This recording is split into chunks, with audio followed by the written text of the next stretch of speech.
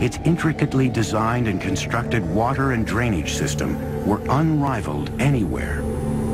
Before the actual soil was placed in, first, Darius's engineers constructed a drainage system, plumbing, drain pipes. These would be covered. Water was also brought in along the canal system. But then those drain pipes, which would drain the effluents out, those were taken underground below the surface where the visitor would never see that. Even during his most ambitious projects to enhance the empire's monuments and infrastructure, Darius never stopped expanding his empire. Under the brilliant leadership of Darius, the Persian Empire grew to staggering size. It included modern Iran and Pakistan, parts of Afghanistan, Armenia, Turkey, Syria, Egypt, Lebanon, Jordan, Palestine, parts of Central Asia, all the way to northern India. And man, this is a lot of turf. To connect the farthest reaches of the empire, Darius would launch two audacious building projects. One would stretch over 1,500 miles of the Persian Empire. The other would connect the Red Sea to the Mediterranean. Creating gardens was held in such high esteem that the Persian kings wished to be remembered as gardeners.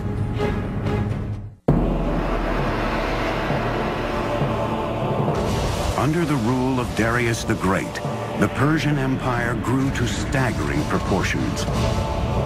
Now he wanted to consolidate and connect the far-flung parts of his great kingdom. 515 BC, Darius orders his engineers to build a massive stone highway, one that would weave the empire together from North Africa to India.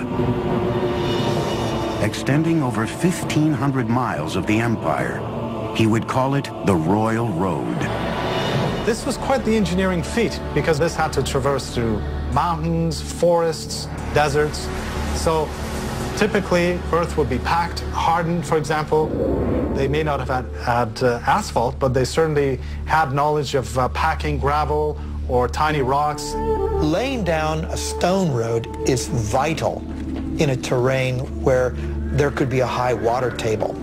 You don't want to get your feet stuck in the mud. You don't want to get your cart stuck in the mud. So you have to raise the road surface up. That means laying down some kind of surface initially that will either absorb the groundwater or not allow the groundwater to displace the road. The Royal Road was linked by 111 rest stations and inns every 18 miles, where travelers could eat, sleep, and switch to fresh horses. To ensure safety, watchmen were posted all along its great length.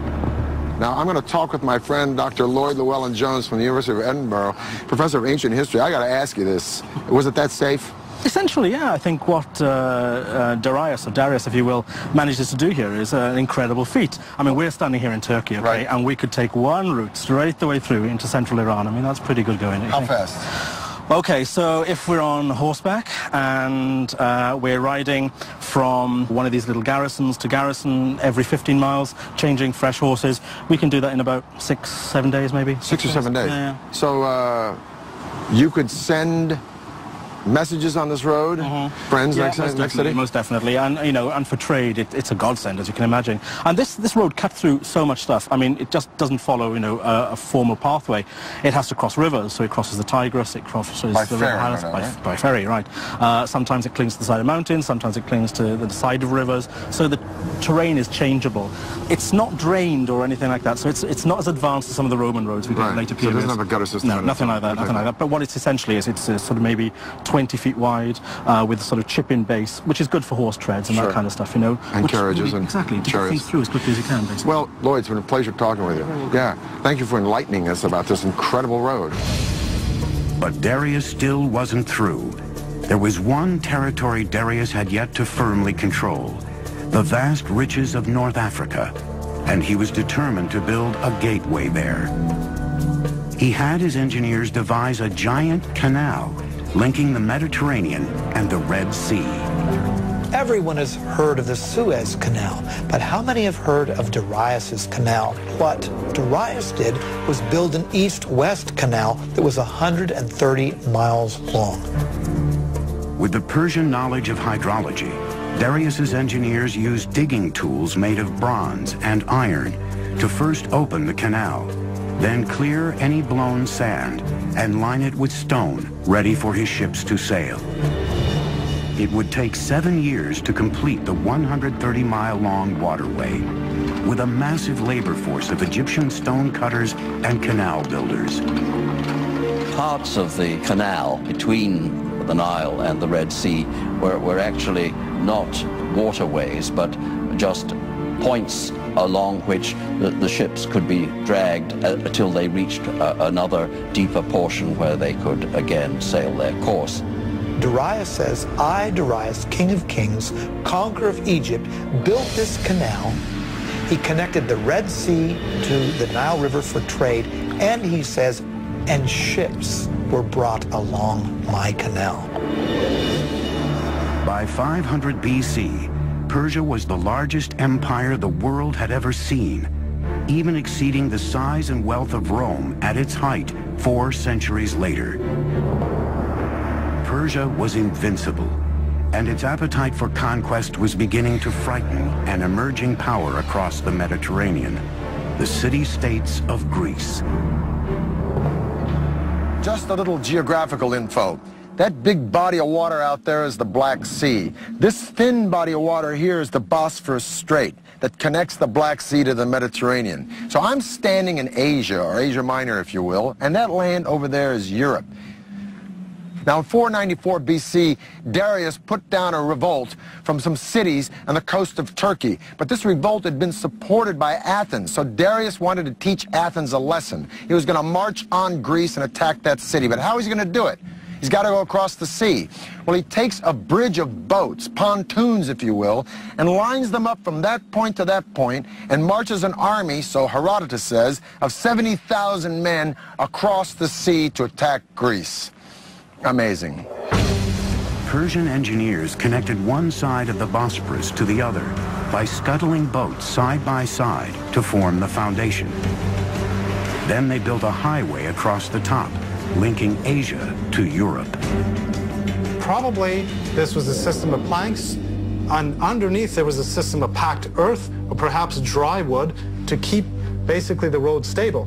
Now, to keep the ships from wobbling, they must have used an anchor system of a certain weight, because if the anchor would have been too heavy, that would have, of course, tilted or damaged the ships. There was no breaking of the planks, not only due to the weight of the army crossing it, but due to the choppy waters of the Bosphorus. That's quite the feat of engineering before the age of computers. It is late August in the year 490 BC. Darius has already marched into Greece and taken Macedonia. Now he's destined to meet the Greek general Themistocles and an army from Athens and Corinth at the famous Battle of Marathon.